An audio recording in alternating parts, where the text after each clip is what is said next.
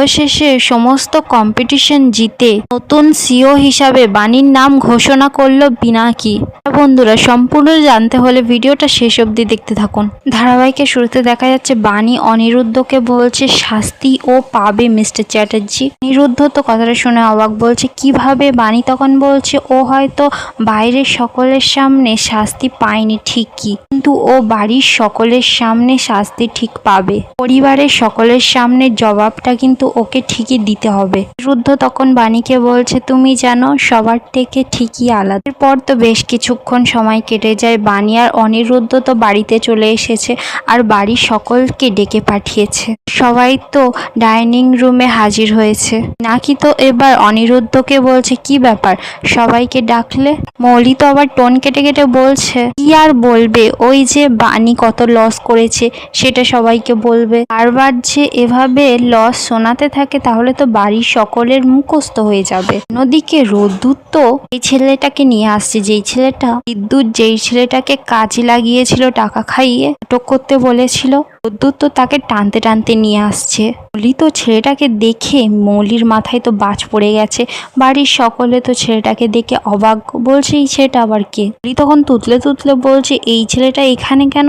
নাকি তখন বলছে হ্যাঁ এই ছেলেটা সে তো যে রেস্টুরেন্টে ঝামেলা করেছিল। বাণী তখন বলছে হ্যাঁ এই জন্য কিন্তু এখানে ডাকা হয়নি। ছেলেটার কাছে গিয়ে বাণী বলছে সকলের সামনে তুমি বলবে তার সঙ্গে হাত মিলিয়ে এই কাজটা করেছো। হাতিও তো তখন চিৎকার করে ছেলেটাকে বলছে তোমার এত বড় সাহস, তুমি ইচ্ছাকৃতভাবে রেস্টুরেন্টে ঝামেলা বদনাম করার চেষ্টা করছিলে? বলো কার সঙ্গে হাত মিলিয়ে এই কাজটা করেছো?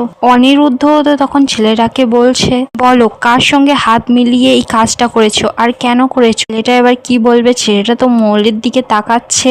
মৌলি তো বারবার করে ইশারা করে বারণ করে দিচ্ছে যে তার নামটা যেন না বলে। অনিরুদ্ধ তো এবার ছেলেটাকে ভয় দেখাচ্ছে, বলছে তুমি যদি এখানে এক্ষুনি না মুখ খোলো তাহলে কিন্তু তোমাকে টানতে টানতে থানায় নিয়ে যাব।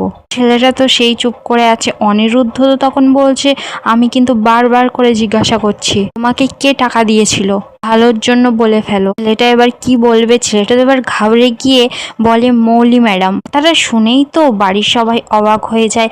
সবাই তো এবার রাগের দিকে মৌলির দিকে তাকায়। মৌলি তো কথাটা শুনেই ঘাবড়ে যায়, ভয় থেকে থরথর করতে থাকে। পিনাকি তো এবার মৌলিকে বলছে মৌলি তুমি? ঈশানীও তো মৌলিকে বলছে মৌলি উত্তর দাও তোমার নাম কেন বললো? মৌলি তো আর কি বলবে, চুপ করে আছে। এবার তো অনিরুদ্ধ মৌলিকে বলছে কি মৌলি চুপ করে আছো কেন, বলো এবার বলো তুমি যে ও মিথ্যে কথা বললো না ঠিক কথা বললো। এবার তো বাণী রেগে মেগে মৌলির কাছে যায় আর বলে এবার তো আজকের একটা কথা পরিষ্কার, তুমি জিততে চাও তাই তো, কিন্তু তুমি কেন বুঝতে পারছো না তোমার নিজের পায়ে নিজের কুলটা নিজেই মারছো। নিজের সম্মান, নিজের বিশ্বাস, নিজের আত্মসম্মানের হাতে শেষ করে দিচ্ছ কেন বলো তো? অনিরুদ্ধ তো এবার মৌলিকে বলছে আমি জানি তুমি খুব কম্পিটিটিভ, কিন্তু তুমি জিততে হলে নিজের কষ্ট করে যেত। এভাবে বাঁকা পথে বাণীকে বারবার বিপদে ফেলছো কেন? কাউকে বিপদে ফেলে না তে পারে না মৌলি। মৌলি তো এবার সকলকে চিৎকার করে বলছে আমি কিছু করিনি, এই লোকটা মিথ্যে কথা বলছে। লোকটা তখন বলছে আমি মিথ্যে কথা বলিনি, আমার কাছে মৌলি ম্যাডামের রেকর্ডিং আছে। মৌলি ম্যাডাম আমাকে কি কি করতে বলেছিল সেসব ফোনে আমার কাছে রেকর্ডিং আছে। ব্যাস, মৌলি তো এবার ফেসে গেছে। পিনাকি তো তখন মৌলিকে বলছে ছি মৌলি তুমি আমার মেয়ে হয়ে এটা করতে পারলে? তো ঈশানী মৌলির কাছে গেছে, যখনই এবার ঠাসিয়ে চড় মারতে যাবে নিজের হাতটা আটকে নেয়। ঈশানী এবার মৌলিকে বলছে ওকে মারতে না আমার ঘেন্না লাগছে। এবার তো সাথীও তো মৌলিকে অপমান করছে, বলছি মৌলি তুমি এই পরিবারের নুন খেয়ে বড় হয়েছো, এত কম্পিটিশন তার জন্য এতটা নিচে নামলে। এবার তো দেখা যাচ্ছে রোদ্দু সেই লোকটাকে টানতে টানতে সেখান থেকে নিয়ে চলে যায়। রানী তো এবার মৌলিকে বলছে হঠাৎ করে ম্যানেজার বাবু সেদিন আমার অর্ডারটা ক্যান্সেল করে দিল। সেদিনও যদি ম্যানেজার বাবুকে একটু চেপে ধরা যেত না তাহলে জানা যেত তুমি এর পিছনে ছিলে। কেন মৌলি তুমি এরকম বারবার করে আমাকে আটকানোর চেষ্টা করছো কেন? আমাদের মধ্যে তো একটা সুস্থ স্বাভাবিক কম্পিটিশন হওয়ার কথা ছিল, তুমিও ভালো করবে আমিও ভালো ভালো করব, তবেই তো কোম্পানির উন্নতিটা হতো। সে জায়গায় তুমি কি করছো, বারবার করে আমাকে বিপদে ফেলছো। পিনাকি তো এবার বলছে ও বারবার করে এমন করছে কারণ ও কাজের প্রতি ডেডিকেশনটা কি ও নিজে জানে না, পরিশ্রম কাকে বলে ও কিচ্ছু জানে না।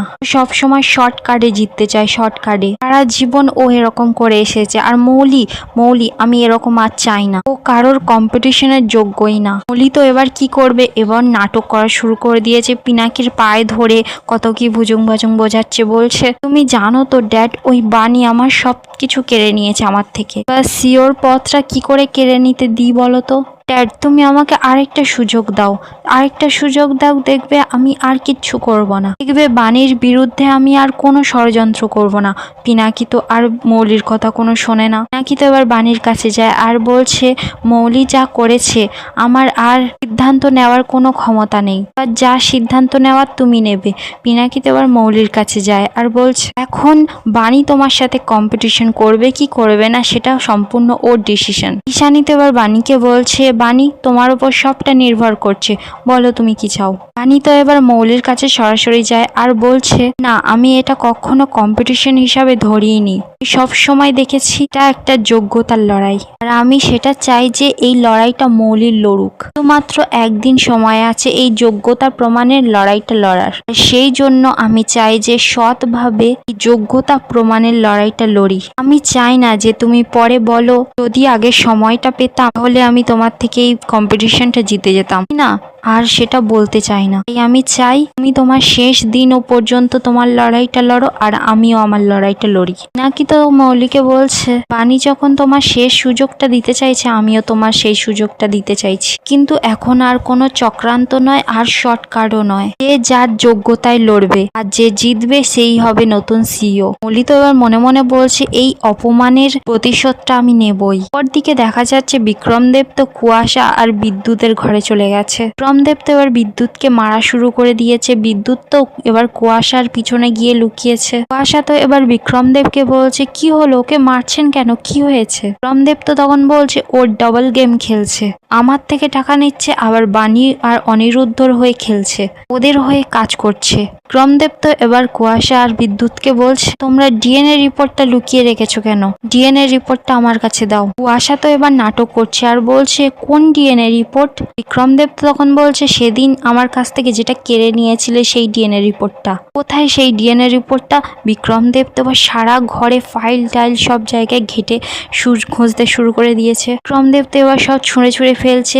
বিদ্যুৎ তখন বলছে আরে বিক্রমবাবু ওখানে নেই, ওসব কিছু নেই ওখানে। বিক্রমদেব তো এবার রেগে মেগে আসে আর বলে বিদ্যুৎ ডিএনএ রিপোর্টটা কোথায়, আমার এক্ষুনি চাই, কোথায় আছে বলো। ওই ডিএনএ রিপোর্টের মধ্যেই তোমার আসল প্ল্যান লুকিয়ে আছে, বলো সেই ডিএনএ রিপোর্টটা কোথায়। বিদ্যুৎ তখন বলছে আপনি একটু শান্ত হন না, শান্ত হন, আমি ওই রিপোর্টটা আমার মাকে দিয়ে দিয়েছি। বিক্রমদেব তো অবাক, বলছে কি। বিদ্যুৎ তো নাটক করা শুরু করে দিয়েছে আর বলছে হ্যাঁ ওই রিপোর্টটা তো মায়ের কাছে আছে, আমার কাছে নেই। ঠিক তখনই তো বিদ্যুৎ যেটা ভয় পাচ্ছিল সেটাই হয়।